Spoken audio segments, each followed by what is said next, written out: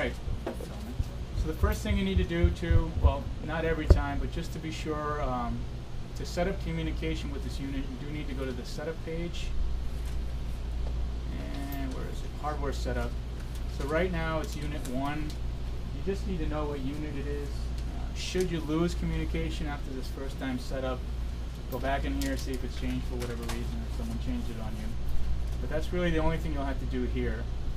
Now we can switch over to look at the computer. So BioCommand software is set up to do primarily data acquisition. You can save some of your set points to create another few different features, and also create another trend screen here as well. But there's 2 processes here. The first one, if you're setting it up for the first time, is this NBS OPC Server Wizard. Basically, we're just going to go find bioreactor out in space.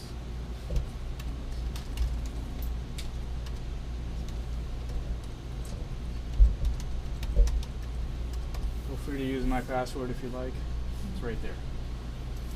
Don't tell people that. Oh yeah, if you see it there, ignore it. But it'll take a minute or so. Okay, there we go. I'm just going to delete what it's already saved in here.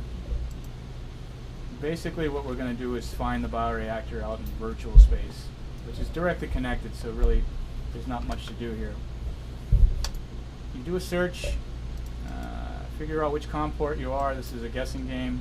We're just going to go with 1.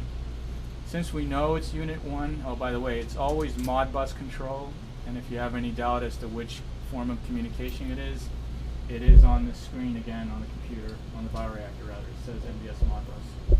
That's our primary mode of communication.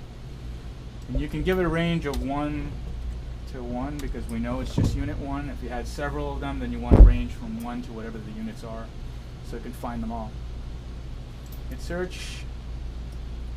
Takes about 30 seconds or so.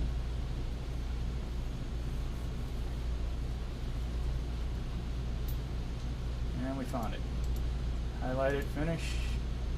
Give it another minute or so, and we'll hit save and close. The whole purpose of this secondary software is just to really find your reactors, lock them down so that it knows where to look for them when it starts the main BioCommand software. And we'll hit close. So now we'll start BioCommand software. Conveniently, you need to be well secure when you use it.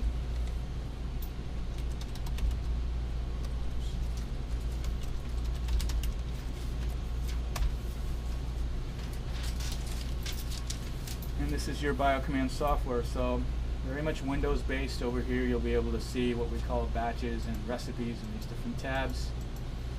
Think of your batch as the actual run itself of the cake, and the recipe as a recipe. You know, what exactly you're going to put in there, how you're going to make it, etc. So inevitably, the first thing you're going to do is make a new recipe before you make a new cake. So you start off by that, you give it some cell 1. You can't even use spaces. This is sort of like archaic. Maybe the date and underscore 13. Hopefully that works. You tell it the location that you're going to put it in. So in my case, I'm going to put it in my NBS test folder. So you logged in as yourself? Are Well, we myself. gonna have You guys should all be able to log in. This is something your IT guys have to set up. But okay. But the Set idea up is for we each would have a login. yeah, in theory, BioCommand is not going to know who's who when you're using it. So it's not going to make any difference to BioCommand. It makes a world of difference to Harvard, though. So, by the way, once you put in your cryptic file name here, you can actually give it a more normal description here. Hey, this is my first run, equalize, whatever it is you want. Yeah, periods, whatever symbols you want to use. You hit next. So now you need to select your loops of information you're going to grab from the bioreactor. So give it another minute. It will also, if it's networked, if you have any other device that's OPC compatible in your network, it will find it. So it's right now finding tons and tons of computers that have OPC compatibility. If you were to have a Nova Biosystems auto sampling device that takes samples from this unit and gives you automatic media glucose analysis. You could do that, and through the network, communicate back to the software, collect like 20 or 30 data points from Nova Biosystems. There are other systems you can attach and then directly communicate with the computer rather than through the bioreactor itself. It's more useful that way. You can collect more data. So here you can see there's all this other stuff in the network. Who knows what it is? But we're going to go to Modbus folder, because as you recall, that's where all that other stuff was in the computer. You can zoom out and individually pick and pluck the ones you want, or just bring the whole folder in. And then coercively just remove, say you're not going to use pump 3, it's useless data. What could be used? Exhaust heater. I don't think you need to know that, so you can remove that. Take out what you don't need, and 2. Because useless data just bogs down memory. Optical density, we're not doing anything with that just yet. And then you narrow down really what you're just looking at. Hit save and close. Oops, before you do that, sorry. If you wanted to, let's go back. Back to the loops.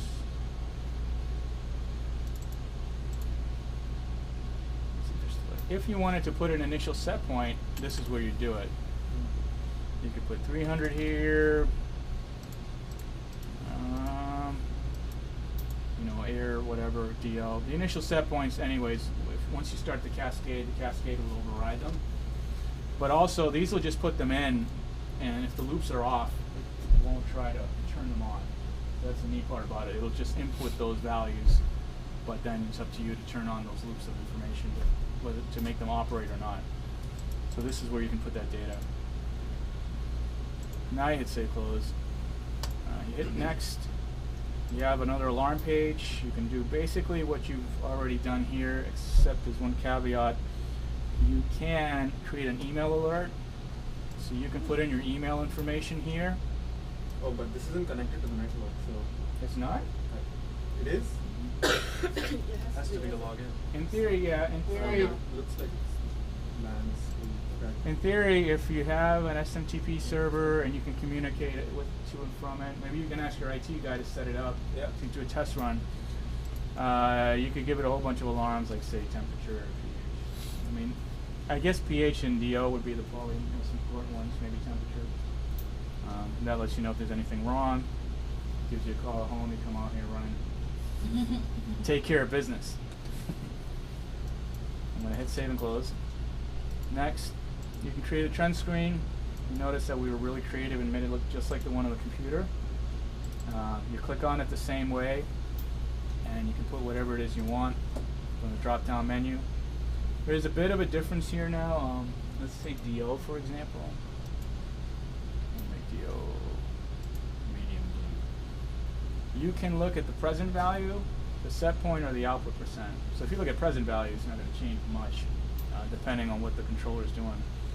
But actually, I'm sorry, that will change a lot. Set point won't change much.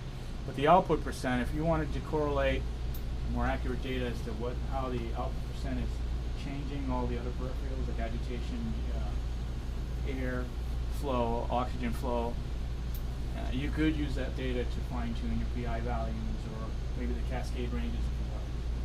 So there is a little bit more you can do with this graph than you can with the one on the computer, or the bioreactor, sorry. But other than that, you're probably going to set up your typical ranges and stuff. Be able to look at them in summary, change the colors.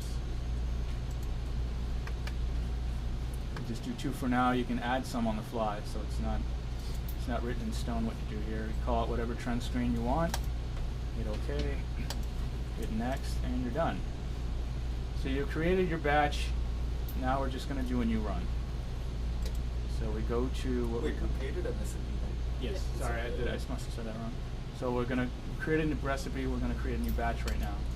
So there's basically, for both of them, it's sort of a flow screen. It just, Exactly. I don't know what they're called in software speak. But Very, it's just- wizard. very Huh? Windows It's a based. wizard, yeah. It's a wizard. Yep. So now I'm going to give it another cryptic name without weird symbols too, because it goes crazy. You can give it your more detailed info somewhere else. Hold on a second. So you select recipe, and then select the home folder. And then you can select how often it collects the data. So this is in minutes, so quarter of a minute, half a minute, 3/4, 1. And typically for cell culture, it's way up there, like 12 minutes, 15 minutes. Changes are very slow in cell culture, but for this, about 6 minutes is the norm. If you're trying to capture something odd that's happening, you can drop it down to every minute or every half minute. Can you change that once you make the batch? You can change it on the fly, yes. Yep. Date time stamp format, which is this one, standard, and hit start.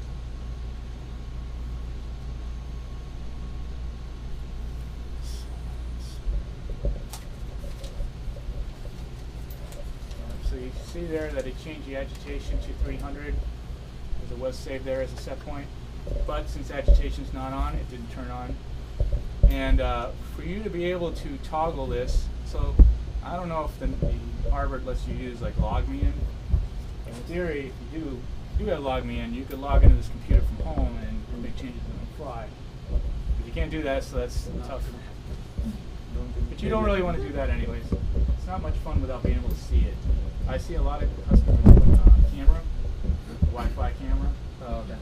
Put a little camera there, because sometimes you can't see that the acid bottle is empty. But it'd be nice if you could see it. But yeah, without those two conjunctions, this isn't as useful. But nonetheless, if these are off here, you can't turn them on here, unfortunately. So that once the loop is on here, set it to 300. We're going to see that change in a second. Or a minute, rather, depending on the feed rate. So the present value is gaining up there, but now that it's on, I can change the set point. 450, and it's going up to 450, and I just changed it there. So once that loop is on, then you have access to it. On this screen, it's much like the one on that one as well. For the information, your loops of info, set points, present value, your output percent, mode of operation, whether it's on or not, units. This is the most critical one onto this screen, because this tells you whether or not you have communication. If it's good, it's good. If it's bad, something's wrong. You can try rebooting the software itself. If that doesn't work, you can go to the OPC wizard again. Basically, it's been disconnected through there. If that doesn't fix it, something else is wrong externally. We'll have to figure that one out later. So that's what the batch summary screen does. We have a batch control screen. This basically tells you the file, the description, time created, recipe. This is where you can change how often it logs data if you wanted to log more data right now. Excuse me. Which I'm going to do so I can show you that it's saved data and how to export it to Excel. So you can change that on the fly. Yeah. But you couldn't set sort of something that varies through the recipe. Meaning what? That the first hour you want so many data points and then the next 5 No, hours you don't. not really. It's not common either, but you could do it. I mean, you could do it manually, unfortunately. But you could also play around with the loops. If you wanted to add back a loop that you didn't have before, you could still do that now. So you can still customize it if you want, even on the fly. You have your alarm screens, the setup, the current alarms, the logs, your trend screen. You can even create a new one if you want. It's showing you login data right now. User defined, so you can add an event at some certain time. So if you just started this but you haven't inoculated, you could add an event right now that says inoculate, hit OK, put the time. Well, it's going to timestamp it anyways, it's right here. But that information will show up as a user-defined item or data log. And then there's the raw data on the last section here. So you could log if you're taking samples to measure OE or something like that. Yeah, So you that can- way you yeah, that's have cool. it marked. It's a good thing to mark too if something happened, you ran out of base, and that's why pH is all over the place at first. You know, anything that you need to put in here is critical information. It'd be good to save it here. And that was called alarm node, or what did you? It's on the trend Okay. screen, Okay. and it's called add an event. Okay.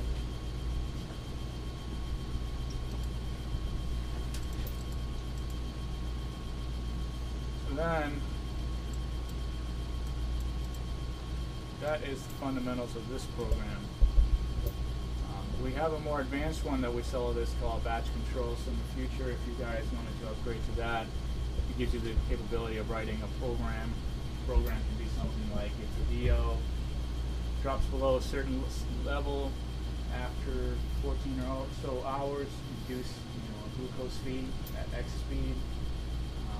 That's a more advanced program that we sell, but just know that that's capable of doing that. It would just be an upgrade software. So say we're done. Every time you operate this, you do want to end the batch, otherwise it will save the data to infinity. So end the batch. Yes, I do want to end that batch. Give it a minute.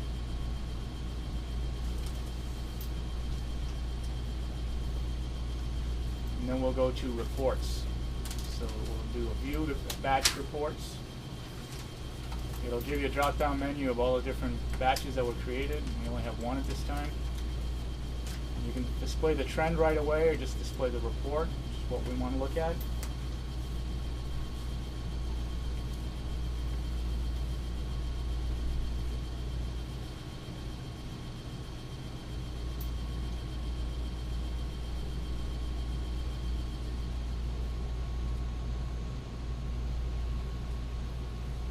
You can select the loops, but if you don't select them, it's just going to select them all. Hit OK.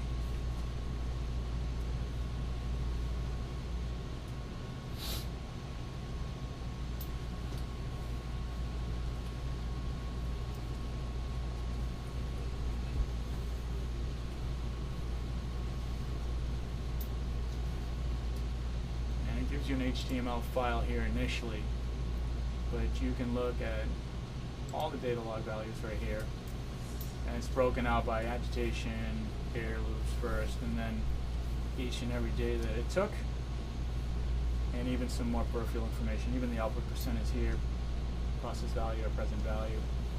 And if you go over here, hit export report, give it a file name, tell it you want to be Excel, just do test file. Desktop save, export complete.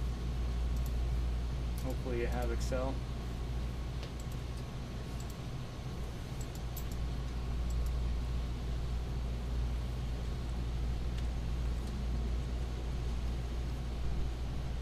Where's my file? Did a Houdini.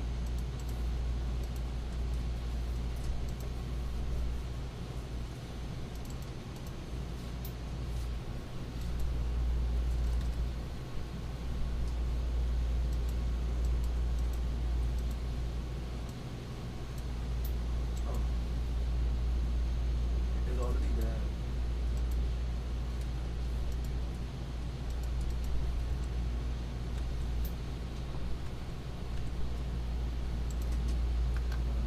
Supposedly. Who's this?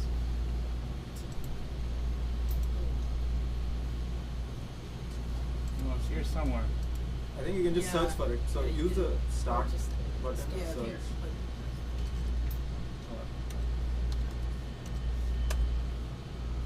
Uh,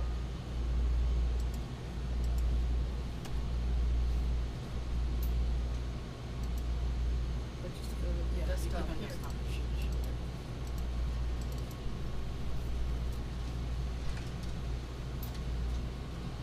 It's there.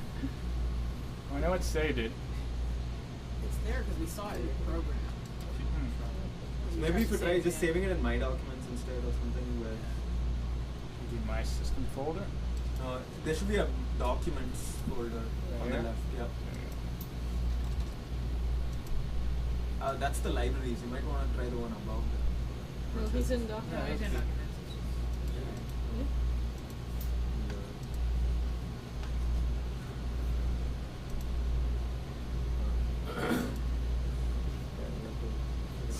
That's weird. Yes. Are you logged in? Am I logged in or No, are you I'm logged into the computer. So you're logged in the computer and I'm logged in as me. I wonder if it's putting it in your folder on your desktop.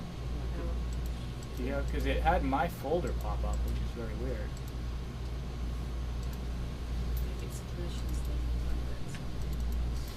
Sorry?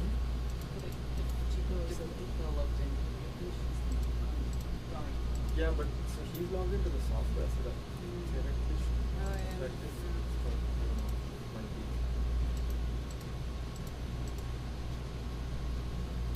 Well, it's here somewhere. If you open Excel, can you see from Excel? For some strange reason. And it just- You have to be able to find it though. Yeah. But it's I would copy and paste that as on a separated values or Yeah. something. But I think That would not be that fun. Well, in any fact, we can find it later. But so that's what new recipe is, new batch. So you can copy a recipe. Say you have a really complicated recipe. This works more so when you have programs written. But you want to copy that recipe and create a new one off of it. You can just say copy recipe, give it a new name, find the other recipe. Here's a new one. And create a new one. Once you use a recipe, it sort of locks out you making any changes on it so that no one else can make anything crazy on it. So the best way to make a change to an existing recipe once it's used is to copy it as a new one. And worst case, you can always delete. Okay. You can delete them from here, both your recipes and your files. And you But can- it in the batch file, whatever the recipe was is saved. yeah, Not that just batch. the name of it, but Yep. the variables and Yeah, stuff. but if you make changes during a run in batch mode, and you add other trend screens or maybe add more loops back into it, you can copy that batch file as its own recipe. So if you've created something during the fly, it's actually saved now in that batch file rather than the recipe itself. So you'll be able to save that data. That's what that means right there. Other than that, all these drop-down menus are pretty standard. View Explorer, this just changes the way you see the files.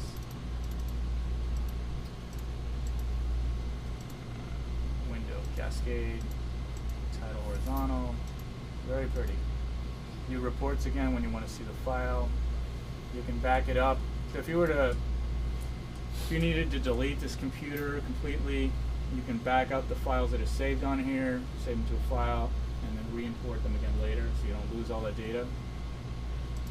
Help screen, what does this do? The manual's on here. I think. Accept. There you go, manual's here. And about, yep, everything looks good there. That is it. Any questions?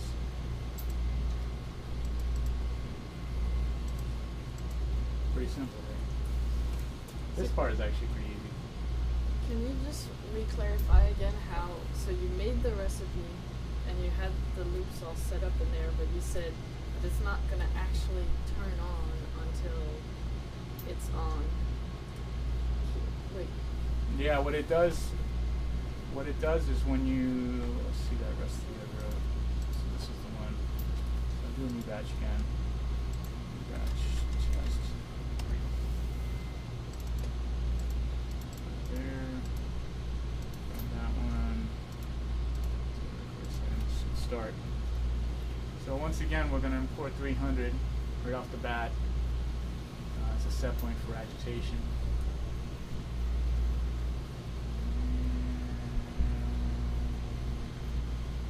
Slowly but surely, there it goes.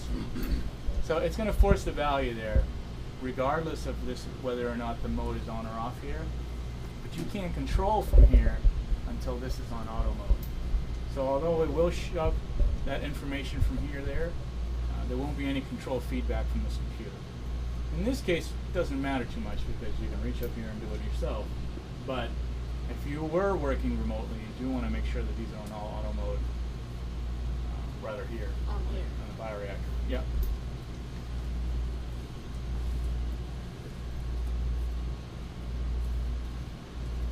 So if you switch to manual mode, you diverse the computer straight away. The computer can't control anything anymore. Is that what manual mode is here? Oh, manual is what you got as the 100. Yeah, Oh, yeah, manual, yeah, yeah. This one is only on agitation. We don't even think it exists anywhere else. Okay. Yeah, that's the one where it automatically assumes 100 and above Yeah. is 1,000. 0 to 100% is what it's looking for. Where this could be useful too if you were home and you're having a foaming issue and you wanted to increase, although you haven't limited the if you didn't limit the pH acid-base pumps, you could change them here on the fly or something like that.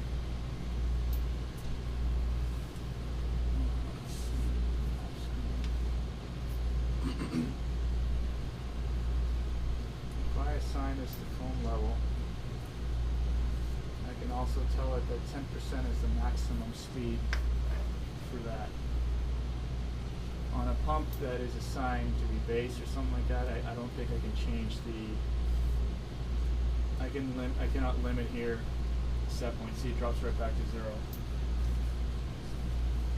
In this case, you can put a limit on how much antifoam to add at one time, because the default is keep on adding antifoam until you see it subside, which really just drops is all you need.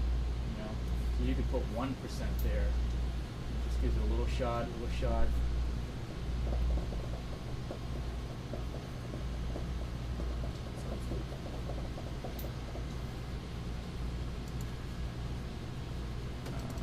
Yep, and you see this symbol here, that means it's still recording. So you definitely want to find the end batch section.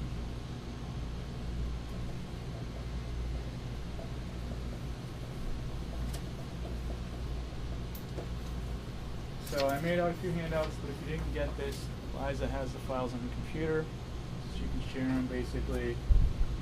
Just gives you a little visual example of what you had asked earlier, actually, if there was a graph showing the representation of what actual DO is versus the output percent. That's basically what's happening there. You're setting this range here so that it falls wherever this range of DO is, roughly. This is really a moving target. So where the final percent or speed is irrelevant. But you're targeting the range, so it's going to give you the best control. And then there's some PI information here of how our PI controller works. And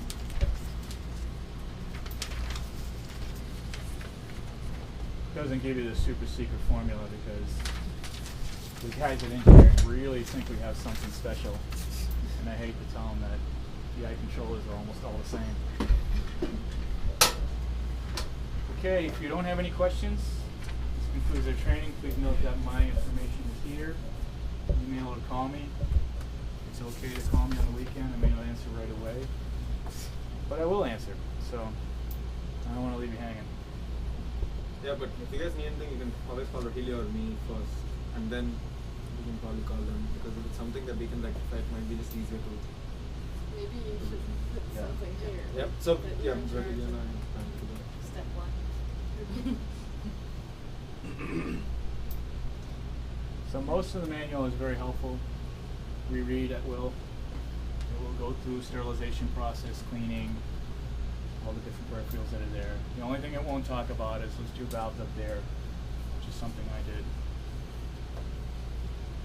But other than that, it should be ready to go. But yeah, I do have an SOP that I never sent that to you, Liza. You can write, it's a Word document, you can adapt it to create your own SOP procedure. Sounds good. That would be very helpful. You guys can follow it to a T. Thank you very much for having me. Good luck.